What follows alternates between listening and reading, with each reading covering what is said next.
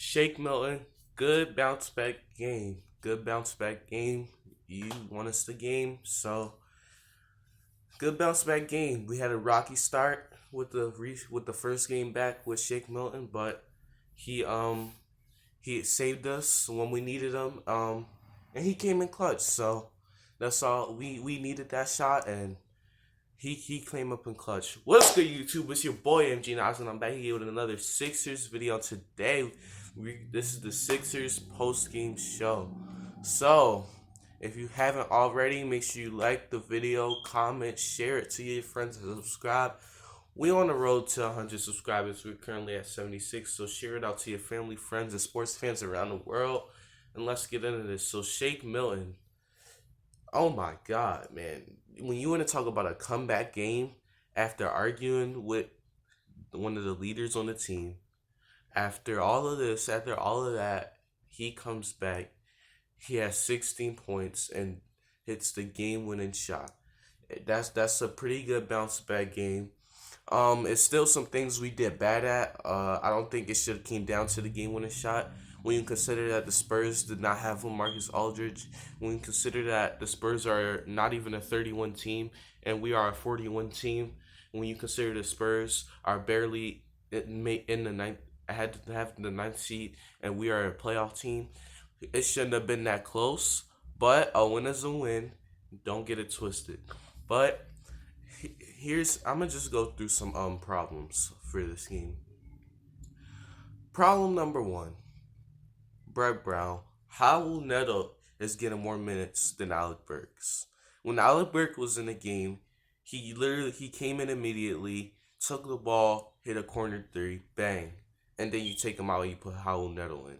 Why is a 5'6" G League Howell Neto from Brazil or Cambodia or wherever he's from? Why is a guy like that in the game over a 6'4", 6'5" guard who has proven himself in the league? I don't understand. Brett Brown, he's still the worst coach in NBA history. Um, but shout out to the Spurs though. They kept it a game as a they didn't look like a 29-win team. They showed heart. They never went away. When we took like that double digit lead, they didn't go away. So the Spurs, shout out to y'all. Y'all scary team. Y'all not a team to mess with. I didn't think that y'all would give up the fight. I didn't think y'all would show that heart and determination that y'all showed. So shout out to y'all. Y'all a good team. Y'all a good team, no doubt. And I just want to talk about Joel Embiid again. Just even with the double team, still had 27 and 9 rebounds, 27 points on an off day. 27. Put this in your head. Joel Embiid had 27 points on a bad day. That was Joel Embiid did not have his best game. He was getting double team, double team, double team, double team. He fought through the double team and got to the foul line. He fought out Jakob Pertl at the end of the game. Joel Embiid is just so dominant. Even with double teams, he still scores 27. That's just dominant. He had that nice little Tim Duncan impression when he did that jab step for the mid range shot. Joel Embiid is just so dominant. And if we're gonna get that Joel Embiid consistently every night with 27 on a bad day, we can do something. But like I said, no matter how talented this team is, if our coaching is bad, that's always gonna hold us back. Now Ben Simmons, I want to talk about him. Um, it wasn't his best game, no doubt. It wasn't his best game, but Ben Simmons, nonetheless, he had some good plays in there, which helped us, which helped us gain momentum. Like for example, the steal, he had that. He scored a bucket. He got us momentum back. He also had that little like layup where he just like kind of hanging in the air and laid that up. That was pretty nice in transition. So he did some things today, but he just got in foul trouble and it was just frustration all day. Listen, these foul calls, one thing like this bubble, like I appreciate the NBA for making the effort to come back and creating the bubble in a safe environment, but these refs in this bubble, you can't. I remember yesterday they review Embiid. They were gonna review Embiid for hostile act when he put his hands on his head, and they tried to say that was hostile act. These refs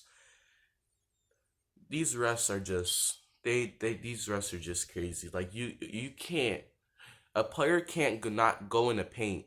You can't drive in the paint without the ref calling a foul because it's just like what happened to the NBA. That's what happened.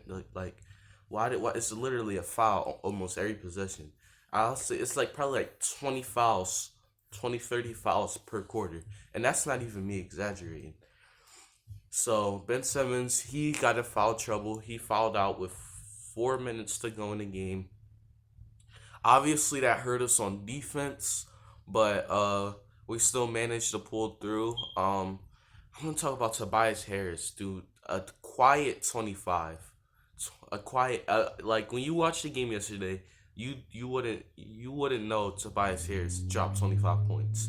Tobias Harris, and I don't know what Brett Brown problem is with Harris, but every time Tobias Harris gets hot, Brett Brown takes him out the game. Every time he starts to get his shot, Tobias Harris can be a 40-point scorer. He can drop 40 points. Or he has that scoring ability to drop 40, 45 points. But every time he seems to get hot, Brett Brown takes him out the game, and that's why he has these quiet games. Because Brett Brown just takes him out the game when he gets hot. I don't understand it.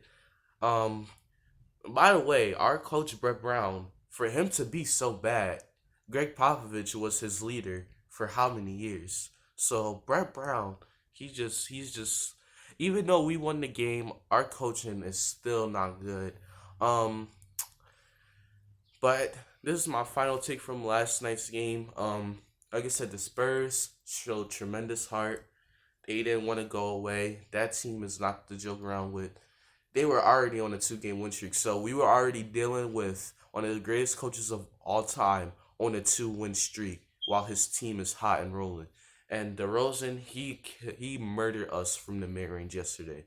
He would just literally go in the mid ranges, shoot mid range jumpers at will, and then we took him out the game.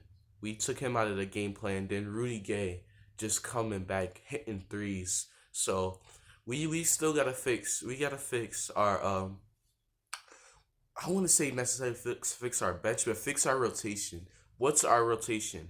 Put set lineups in. We have the wrong people out on the court at the same time. I still see lineups with Embiid and Horford at the same time.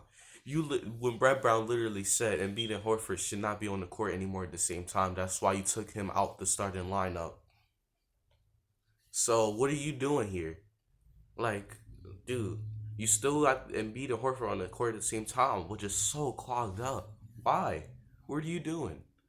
So we like I said, we won the game nonetheless. Shake Milton, that's your moment, that's your game. Good job. Next pregame show against the Washington Wizards. So make sure y'all stay tuned for that.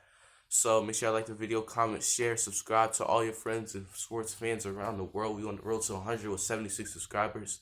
Hit that notification bell, hit that like, and I'm out. Peace.